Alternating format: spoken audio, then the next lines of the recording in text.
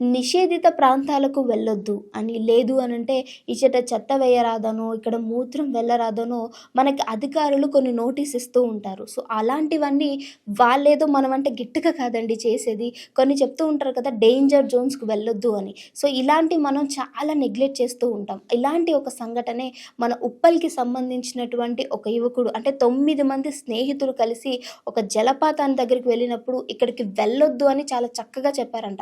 వినకుండా వెనక దారి నుంచి వెళ్ళిన ఆ 9 మంది యువకుల్లో ఒకడు ఇంటికి తిరిగి రాలేదు. అంటే జలపాతం దగ్గర ఎంతో ప్రమాదం ఉందని చెప్పి హెచ్చరించినా వెళ్ళి కాలు జారి అంటే జస్ట్ సెల్ఫీ తీసుకుంటూ కాలు జారి పడిపోయి ఆ అబ్బాయి ఇప్పటి వరకు కనిపించలేదు. గల్లంతు అయిపోయాడట. సో, ఒకటే చెప్తాను, అధికారులు మనకి ఎంతో స్పష్టంగా నోటీస్ ఇస్తూ ఉంటారు వెళ్ళొద్దు అని. వెళ్ళొద్దు అంటే వెళ్ళొద్దని. ఎందుకంటే అక్కడ ప్రమాదం పొంచి ఉందని. ఒక్కసారి రీచెక్ చేసుకోండి మీ పిల్లలు టూర్‌కి వెళ్తున్నారు అనంటే ఏ విధంగా ఉంటున్నారు అని. ఇలాంటి వారి కోసం మీరేమంటారు? కింద కామెంట్ చేయండి.